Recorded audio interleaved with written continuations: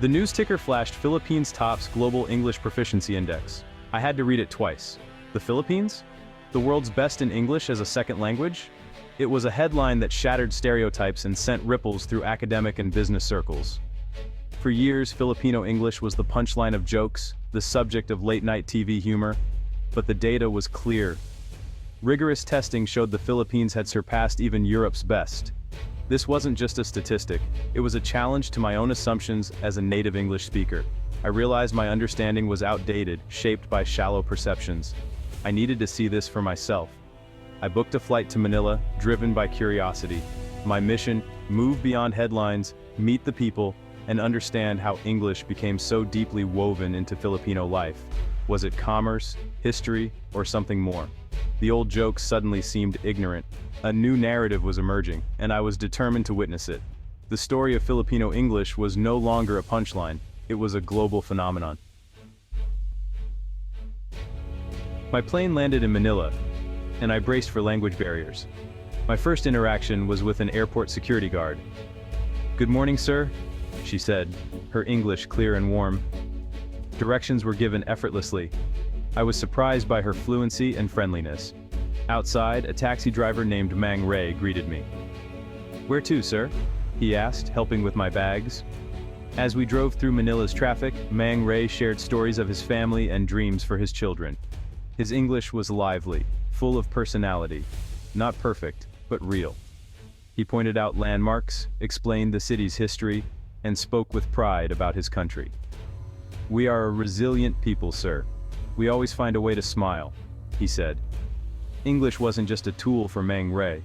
It was a bridge to connect, to share his story. By the time we reached my hotel, my skepticism was fading. This wasn't broken English. It was a living language, used with confidence in daily life. From the security guard to the taxi driver, my first hour in the Philippines revealed a reality far richer than any headline. I thanked Mang Ray for the ride and the conversation. "You are welcome anytime, sir. Enjoy our country." I realized my journey was just beginning. The language I'd come to investigate was already reshaping my perspective. English here wasn't just functional. It was vibrant, personal, and everywhere. The Philippines was ready to tell its story, and I was ready to listen. The adventure had truly begun. The next morning, I skipped the hotel coffee and found a bustling local cafe. The barista took my order with a cheerful, "Coming right up, sir," her English effortless. I noticed a young woman, Angela, studying nursing at a corner table. I asked to join her, and she welcomed me in polished, articulate English. Angela explained her dream: to work abroad, using English as her bridge to opportunity. "English is our advantage," she said, gesturing to her English language textbook. She described how English was the medium of instruction from a young age, and how American movies and music were part of daily life. For Angela, English wasn't just a subject, it was a passport to a better future. Our conversation revealed a generation for whom English was not a colonial relic, but a global tool they had mastered. As I left, I realized this proficiency was no accident. It was the result of a dedicated education system and a culture that embraced English as a key to opportunity. The young Filipinos I met saw English as their ticket to the world. The stereotype of Filipino English was fading fast. I was witnessing a new reality, one of ambition, fluency, and global connection. I wandered intramuros, Manila's historic walled city, map in hand and looking lost. A traffic enforcer, Officer Cruz, approached. "Are you looking for something, sir?" he asked in clear English. He walked with me, sharing stories of the city's history and resilience. His English was practical, shaped by daily interactions with tourists. Later, in a crowded market, I bartered with a vendor who mixed English and Tagalog with ease. "Very good price for you, sir. Good quality," she said, her words warm and authentic. English wasn't confined to the elite, it was everywhere, woven into daily life.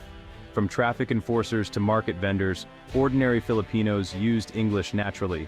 They weren't performing for tourists, they were simply communicating. My stereotypes were crumbling. English in the Philippines was not just a skill, it was a living, breathing part of the culture. The language was a thread connecting people from all walks of life. I was seeing a reality far more impressive than any statistic. The story was bigger than I'd imagined. That evening, I joined my business associate Miguel for a family dinner. I was welcomed warmly by his family, teenagers, parents, and his elderly mother, Lola. Conversation flowed in English, from Netflix shows to stories of old Manila. The teenagers spoke with American accents, shaped by global media. Lola's English was formal, a reminder of the country's long history with the language. The family switched seamlessly between English and Tagalog, laughter filling the room. English here wasn't just a language, it was a bridge across generations. For Lola, it was history. For Miguel, business. For his children, pop culture. It connected them all and welcomed me as a guest.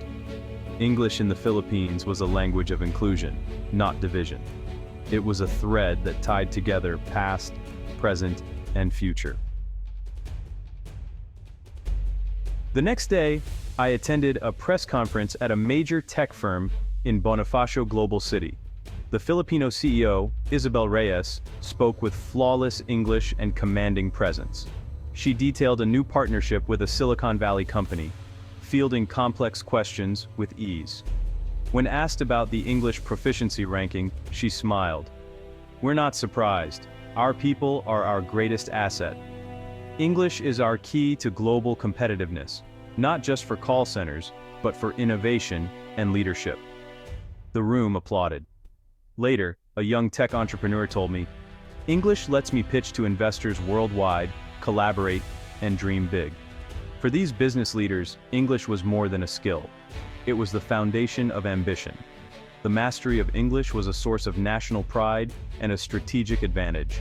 The world may have been shocked, but Filipinos had been building this for years.